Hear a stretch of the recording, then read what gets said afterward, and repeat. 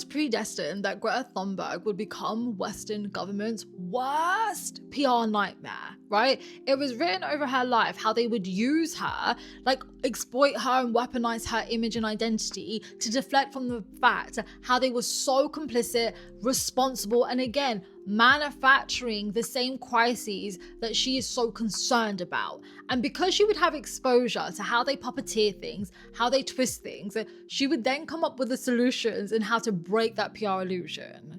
And I would love to explain to you how that happens. Go and grab a cup of jar, get comfortable, let's have a candid cosmic chit chat. Welcome to part 2 of my series where I'll be using colonizer-free astrology to explain the trajectory of Greta Thunberg. Now, please make sure you listen to part 1 before listening to this part. Other than that, let's get back to it. So in part 2, we're going to analyze her Mars placement. Now, her Mars is her Atma Karaka. Now, in Vedic astrology, Atma Karaka symbolizes the soul's highest priority during this reincarnation. Now, number 1, Mars Atma Karaka symbolizes the soul mastering the art of conversation. So I think we can agree she's a very compelling speaker, but likewise, I think one thing that's always been so interesting about her is her ability to cut through the bullshit of the opposition, right? She is like one of these really great activists who can basically clean out all the fake promises, all the rhetoric, all the scripts that the oppressors are used to relying on to deflect from the fact how they are complicit and very much the manufacturers of the oppression and the violence and, the horrors that we are trying to fight off and pretty much dismantle. Okay. Now, I also think, as well as being a compelling speaker herself and being able to cut through other people's bullshit, in the long run, and again, I think we're seeing this now with how she has solidarity with Palestine, right?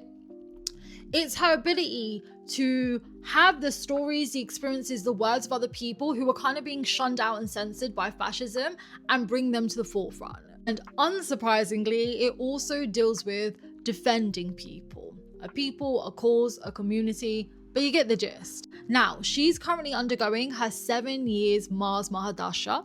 It began for her in 2022, and that's really when we saw her really coming for the people who tried to use her as a puppet and token for all the fucking evilness they were doing. Now, her Mars sits in a nakshatra called Vishaka. That's Libra type 7 to 9. Now, Vishaka deals a lot with someone becoming an exceptional leader or someone who's kind of enlightened, but it's only after the churning of many emotions. So again, I want you to think about, even as a young person, how when she was going through her karmic career transit, which again was this first 10 years of her youth into her 20s, how much exposure she had to the rot, the corruption, basically the fucking sadism of it all, right?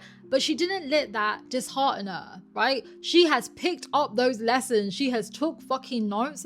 And now when it's come to the transit that actually signifies her soul's purpose, look how she's applying that motherfucking wisdom. It's worth pointing out Vishaka is also ruled by Indra, who's the chief of gods. It's associated a lot, unfortunately, to war, leadership, and the power of word. As mentioned, Vishaka symbolizes war, right? So one thing we know is when she was going to go through the transit of her soul purpose, 3 things would happen. So number 1, she's going to start clicking on to how there is connections between climate crises and political injustices and oppression. Number 2, she's going to become more fixated on political matters outside the realm of climate activism. And thirdly, it's a warrior. She's getting involved. She's coming to the forefront of the fight. But am I surprised that she ended up becoming very pro-Palestinian and even felt compelled enough to go on the flotilla to risk her own life in safety to deliver aid to fucking hundreds and thousands of Palestinians who've been robbed of food, of humanity, of dignity, of resources? No, of course not. She's perfectly fulfilling what she came to do in this lifetime. Okay, let's start looking at the physical predictions that we see over her life. So number 1, this is playing out in real time. Mars is in the 11th house. 11th house is all the different kind of social circles you accumulate. So when she was going to begin her 7-year Mars transit, she was going to form circles that not only align more with her political ideologies, but likewise, she's going to start hanging out with people who are action orientated and will deliver on those fucking beliefs, right? Now, the thing I wanted to start to raise a red flag about was actually about the safety and welfare. So her Mars in the 11th house looks into the 5th house of illegal activities and intimate harm hibiscuses. If you didn't know, Greta was captured by the fucking demons of Israel, right? And they did the following. Number one, they stripped her naked and filmed her, which is sexual assault. They then starved her, didn't give her water. They kept her in essentially a cell that was over 40 degrees of heat. They also made her kiss the Israeli flag. They threatened to actually harm her. They wrote over her bags, whore. A lot. There's a lot I'm keeping out intentionally, but if they're doing that to her, what the fuck do you think they're doing to Palestinians? That's someone who is a big public figure. That's someone they know is going to get out and tell their fucking stories. If that's what they're doing publicly, what do you think they're doing in the fucking dark? And before I get into the educational piece, I just want to go through 3 predictions over her life. Number 1, between 2028 until like the early 2000s and 30s, they will attempt to assassinate her and take her the fuck out, right? Number 2, they are going to make it financially really hard for her to prosper, and they're going to start antagonizing her when it comes to assets, banking, and just resources and aid. And thirdly, it's very likely they will create some sort of intimate blackmail to stop her speaking out. Now I want you to explain to me why the fuck you can't boycott.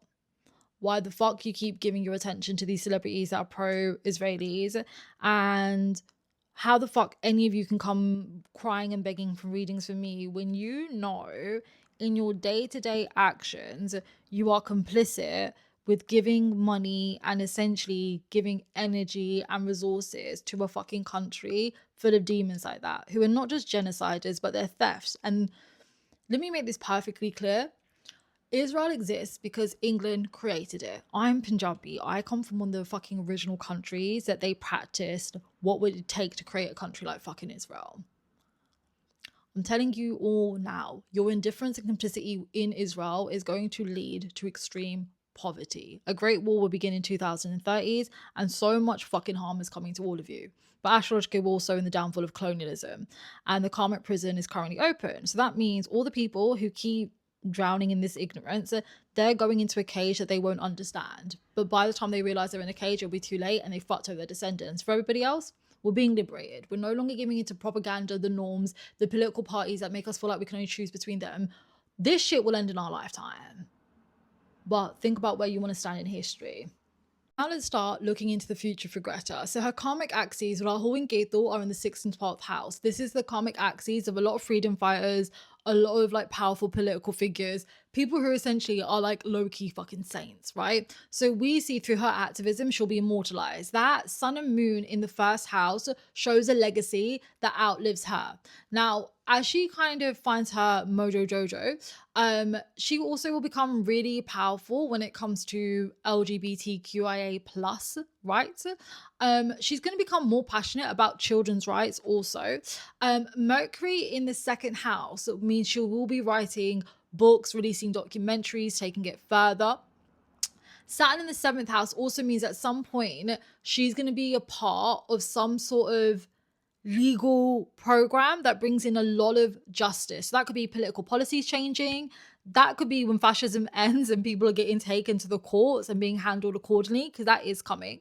I wouldn't be surprised if she's really involved in campaigns that remove political leaders in the future, right? Now, the point I wanted to make with this is sometimes our destiny is really abundant, but it's not comfortable. And one thing you will find is when you give up your destiny for comfort, trouble always finds you.